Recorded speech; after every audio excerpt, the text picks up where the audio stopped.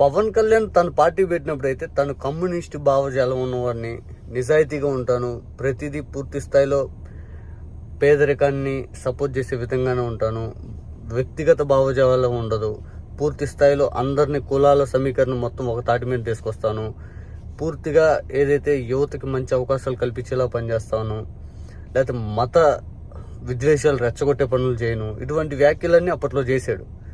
కానీ ఫైనల్గా పవన్ కళ్యాణ్ పొత్తు పెట్టుకుంది బీజేపీతో పొత్తు పెట్టుకున్నాడు. బీజేపీ అనేది మతతత్వ పార్టీ అని చెప్పి ఎప్పటి నుంచో మన దేశంలో ఉన్న పరిస్థితి అది. ఇది బేస్ చేసుకుని పవన్ కళ్యాణ్కి ఏదైతే మావోయిస్టులు ఒక లేఖ అయితే రాయటం జరిగింది. మావోయిస్ట్ గణేష్ అనే ఒక వ్యక్తి పేరు పైన ఆ లేఖ విడుదలైంది. అదేంటంటే, పవన్ కళ్యాణ్ నువ్వు పార్టీ పెట్టినప్పుడు కమ్యూనిస్ట్ భావజాలంతో నేను పార్టీ పెడుతున్నాను అని చెప్పి చెప్పావు.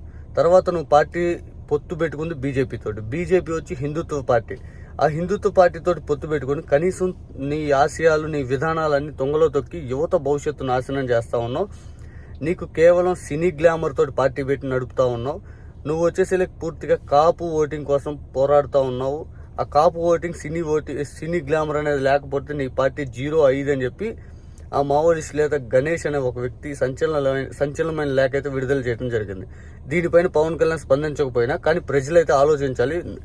సిపిఐ, సిపిఎం భావజాలంతో పార్టీ నాది నడుపుతాను, పూర్తిగా మత విద్వేషాలు నేను రెచ్చగొట్టను, కులభావం తీసుకొని రాను, కులాలన్నీ ఒక తాటి మీద నడవాలి అని చెప్పినటువంటి పవన్ కళ్యాణ్ మరి ఇప్పుడు ఎక్కడో పోయినా ఆ భావజాలం మొత్తం 2019లో వాళ్ళతో పొత్తు పెట్టుకున్నాడు. అంతకుముందు నేను కమ్యూనిస్ట్ భావజాలం, మా నాన్నగారు వచ్చి సిగరెట్ పోయి ఒక దేవుడి ముందు దీపంతో సిగరెట్ ఎగిలించుకుంటాడు అని చెప్పి పవన్ కళ్యాణ్ అప్పట్లో మాట్లాడాడు కదా. మరి ఏ ప్రాతిపదిక మళ్ళీ వాళ్ళతో బీజేపీ వాళ్ళతో పొత్తు పెట్టుకున్నాడు?